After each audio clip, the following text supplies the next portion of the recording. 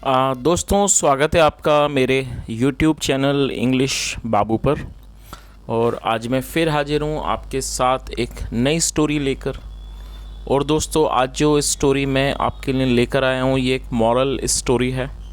कहानी बहुत ही इंटरेस्टिंग है, बहुत ही मज़ेदार कहानी है, आपको सुनकर बहुत मज़ा आएगा। उसके अलावा इस स्टोरी में आपको कई सारे नए एडवांस लेवल के वर्ड मीनिंग मिलेंगे। कई दिनों से मैं आप लोगों के कमेंट्स देख रहा था, जहाँ पर कई कमेंट्स थे, जहाँ पर जो सब्सक्राइबर्स हैं उन्होंने बताया कि सर आप कोई ऐसी वीडियो लाइए जिसके अंदर कुछ एडवांस लेवल के वर्ड मीनिंग हो। तो दोस्तों, आज की ये जो स्टोरी है इसके अंदर आपको कई सारे नए एडवांस लेवल के वर्ड मीनिंग सीखने को मिलेंगे। उसके अलावा उनकी प्रोनाउंसिएशन के बारे में पता चलेगा। और हमेशा की तरह जो इसका ग्रामर का पार्ट है, एक एक पार्ट को बिल्कुल डिटेल में कवर करेंगे, तो जो ट्रांसलेशन का प्रोसेस है आप बहुत अच्छे से सीख पाएंगे। तो चलिए दोस्तों, आज की इस कहानी को हम शुरू करते हैं। और सबसे पहले कहानी का टाइटल देखते हैं। कहानी का टाइटल है the trick of the crow. क्या मतलब हुआ दोस्तों? ट्रिक का मतलब होता है चाल या फिर तरकीब, और क्रो मतलब कौवा। The trick of the crow मतलब कि कौवे की तरकीब। तो दोस्तों, ये आज की इस कहानी का टाइटल है। और कहानी सुनने के बाद आपको पता चलेगा कि वो क्या तरकीब थी कौवे की। और जैसे मैंने आपको बताया, बहुत ही इंटरेस्टिंग स्टोरी है, सुनकर आपको बहुत मज़ा आएगा। तो आपसे रिक्वेस्ट है, आप इस कहानी को बिल्कुल ध्यान से सुने। और उसके अलावा यदि आपको कोई नया वर्ड या फिर नया स्ट्रक्चर मिले तो आप उसे नोट भी ज़रूर करें। तो चलिए इसको शुरू करते हैं। Once upon a time there stood a huge peepal tree on the outskirts of a small village. क्या मतलब हुआ दोस्तों? ये जो वाक्य है ये पास्ट इंडेफिनिट का अफर्मेटिव वाक्य है, जहाँ वर्ब की सेकंड फॉर्म का प्रयोग किया जाता है। स्टैंड मतलब खड़ा होना, और ये सेकंड फॉर्म में स्टूड। और दोस्तों, आउटस्कर्ट्स का मतलब होता है सरहद। वंस अपॉन ए टाइम, एक समय की बात है। There stood a huge peepal tree. Huge का मतलब बड़ा, विशाल। एक बड़ा मतलब कि एक विशाल पीपल का पेड़ खड़ा था। On the outskirts of A small village, एक छोटे गांव की सरहद पर। इन दिस ट्री मतलब इस पेड़ पर। There lived a pair of crows मतलब इस पेड़ पर एक कौवों का जोड़ा रहता था। With their young ones, with their young ones मतलब अपने छोटे बच्चों के साथ। चलिए आगे देखिए। And at the root of the tree, and मतलब और, at the root of the tree पेड़ की जड़ में। There lived a big black serpent, serpent का मतलब होता है सांप। There lived a big black serpent, और इसका क्या मतलब हुआ? और पेड़ की जड़ में एक बड़ा काला सांप रहता था। इन अ डीप होल, एक गहरे बिल में। चलिए आगे देखिए। Every time the crows laid their eggs the serpent crept up the tree and ate all the eggs and the young ones। क्या मतलब हुआ? एवरी टाइम, एवरी टाइम मतलब कि जब भी। The crows laid their eggs, जब भी वो जो कौवे थे वो अपने अंडे देते। द सरपेंट क्रैप्ट अप, और ये दोस्तों ये क्रीप की सेकंड फॉर्म है। क्रीप का मतलब था रेंग कर चढ़ना। The serpent crept up the tree, जो सरपेंट था सांप था वो रेंग कर पेड़ पर चढ़ जाता। And at all the eggs, और सारे अंडों को खा लेता। एंड द यंग वंस, और जो छोटे बच्चे थे उनको खा लेता। विद द रिजल्ट मतलब कि परिणाम स्वरूप। The crows were never able to raise their young ones. क्या मतलब वो? परिणाम स्वरूप जो कौवे थे were never able to raise their young ones. Raise का मतलब बड़ा होना, वो अपने बच्चों को कभी भी बड़ा नहीं कर पाए। This made the crows very sad, और ये जो चीज़ थी उसने कौवों को बहुत दुखी कर दिया, बहुत ज़्यादा उदास कर दिया। They did not know how to get rid of the killer serpent. दोस्तों, ये जो वाक्य है ये पास्ट इंडेफिनिट का नेगेटिव वाक्य है। जब पास्ट इंडेफिनिट में नेगेटिव का वाक्य बनाते हैं तो वहाँ सब्जेक्ट के बाद डिड नॉट का प्रयोग किया जाता है, और साथ में वर्ब की फर्स्ट फॉर्म लगाई जाती है। दे का मतलब वे या वे लोग। दे डिड नॉट नो, वे नहीं जानते थे। How to get rid of the killer serpent, वे नहीं जानते थे किस तरह से उस हत्यारे सांप से पीछा छुड़ाएं। चलिए आगे देखिए।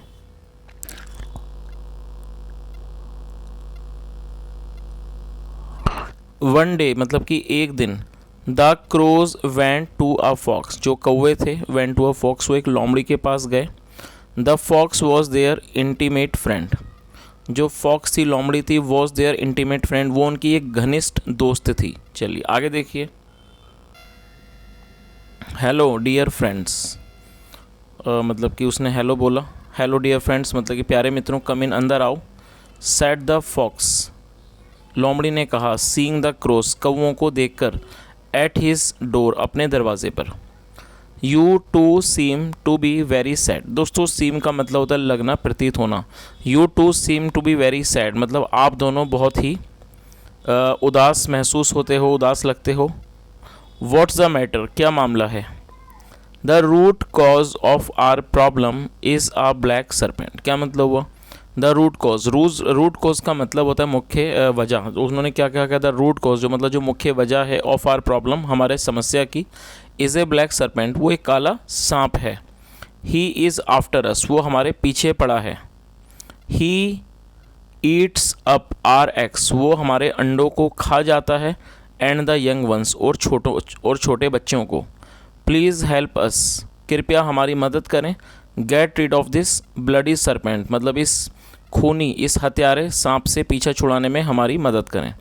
Said the female crow to the fox, उस फीमेल मतलब जो मादा कौवा था, टू द, उसने कहा, किससे कहा, टू द फॉक्स, लोमड़ी से कहा। The fox too was shocked, जो फॉक्स थी, लोमड़ी थी, टू वॉज फॉक्स, वो भी हैरान थी, टू हियर दिस, इस बात को सुनकर, to hear this sad story, इस दुख भरी कहानी को सुनकर जो फॉक्स थी वो भी हैरान थी।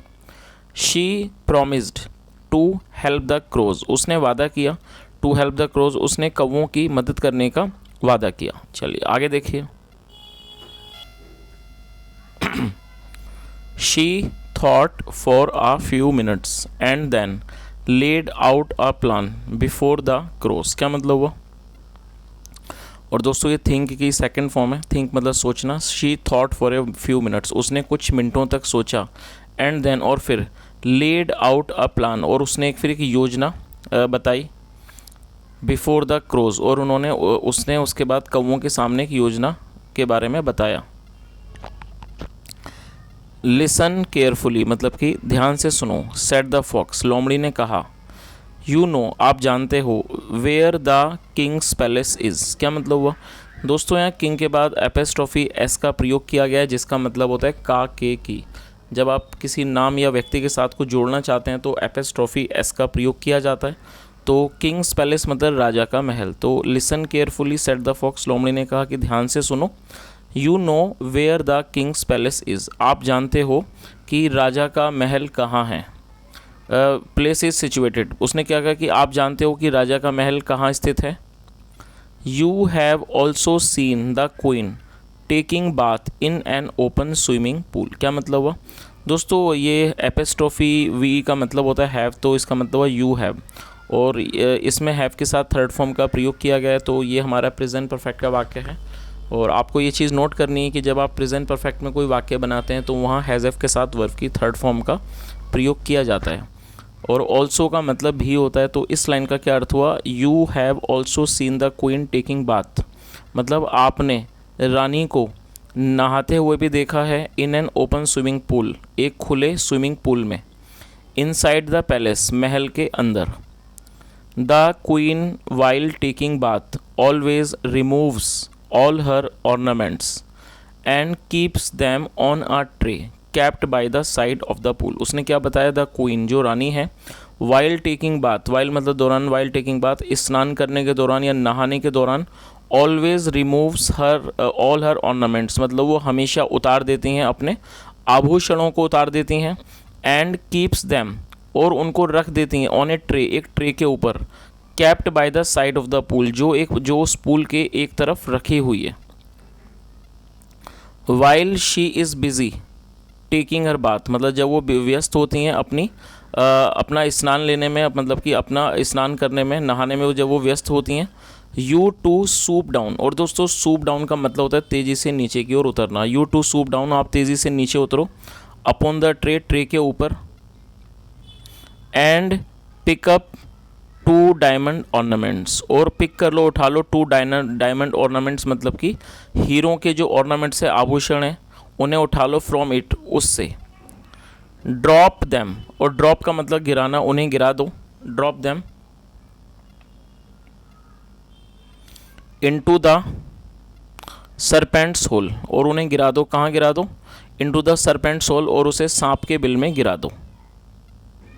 The servants of the queen will come chasing you, जो सर्वेंट्स हैं, नौकर होंगे ऑफ द क्वीन, रानी के, विल कम, वो आएंगे, चेजिंग, पीछा करते हुए, यू, आपका, एंड फाइंडिंग द ऑर्नामेंट्स, और आभूषणों को पाकर, देखकर, इनटू द सरपेंट्स होल, सांप के बिल में आभूषणों को दे पाकर, they will first kill the serpent, पहले वो सांप को मारेंगे, टू सेव देम, अपने आप को बचाने के लिए, फ्रॉम बीइंग बिटन, काटे जाने से, बाइट, उसके द्वारा, एंड देन, और फिर, will take the ornaments out, और फिर वो आभूषणों को बाहर निकालेंगे, ऑफ द होल, उस बिल से। चलिए आगे देखिए।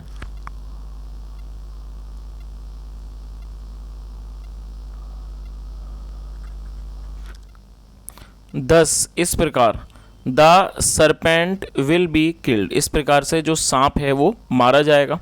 और दोस्तों ये जो हमारा वाक्य है आप इसे नोट कर सकते हैं, ये फ्यूचर इंडेफिनिट का पैसिव वॉइस का वाक्य है। जब आप फ्यूचर इंडेफिनिट में पैसिव वॉइस का वाक्य बनाते हैं तो वहाँ विल बी के साथ वर्ब की थर्ड फॉर्म लगाई जाती है। तो इस लाइन का क्या अर्थ हुआ, 10 इस प्रकार, the serpent will be killed, जो सांप है वो मारा जाएगा, एंड यू टू, और आप भी, you too will be saved, और आप भी बचे रहोगे, फ्रॉम ऑल द ट्रबल्स, सारी परेशानियों से, of killing it by your self, उसको अपने आप मारने की जो सारी समस्याएं उससे भी आप बचे रहोगे।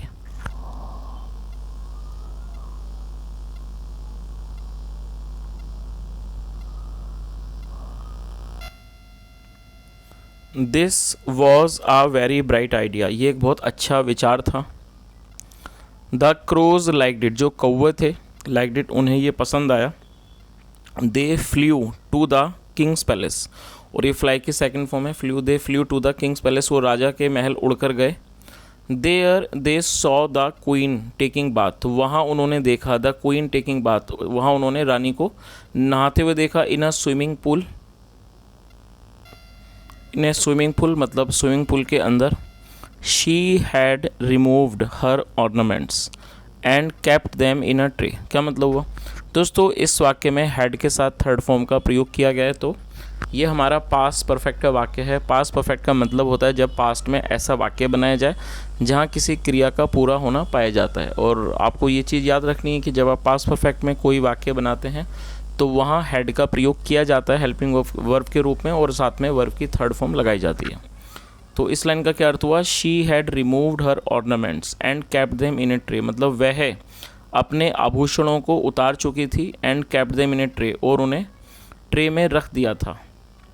द क्रोज सूप डाउन, जो कौवे थे सूप डाउन, वो तेज़ी से नीचे आए, अपॉन द ट्रे, ट्रे के ऊपर, पिक्ड अप 2 एक्सपेंसिव डायमंड्स, और उन्होंने 2 कीमती जो डायमंड नेकलेस थे, मतलब जो हीरो के जो गले के हार थे, उनको पिक किया, उठाया, फ्रॉम इट, वहाँ से, एंड फ्लू, और वो उड़ गए, टूवर्ड्स द स्नैक्स होल, और वो सांप के बिल की तरफ उड़ गए।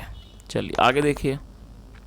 The guards ran after the crows, जो गार्ड्स थे रैन, और दोस्तों रन आफ्टर मतलब पीछे भागना, रैन आफ्टर वो पीछे भागे, द क्रोज कौवों के, ब्रेंडिशिंग देयर स्टिक्स, अपनी लाठियों को लहराते हुए, एंड सोर्ड्स, और तलवारों को। दे चेज्ड द क्रोज, उन्होंने कौवों का पीछा किया, एंड सून, और जल्दी ही, रीच्ड, पहुंच गए, दैट बिग पीपल ट्री, और उस बड़े, जल्दी ही उस बड़े पीपल के पेड़ पर वो पहुंच गए। Where the big black snake lived, जहाँ वो बड़ा काला सांप रहता था। चलिए आगे देखिए।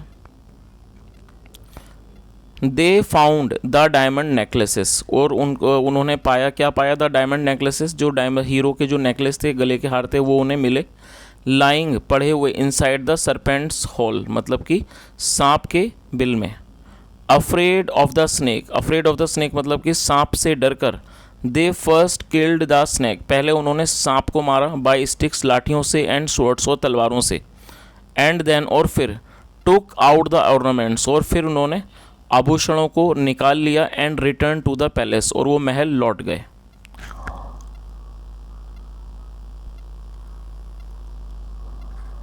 The crows thanked the fox for his help, जो कौवे थे उन्होंने लोमड़ी को धन्यवाद दिया उसकी मदद के लिए। एंड लिव्ड हैप्पीली, और वो खुशी खुशी रहने लगे।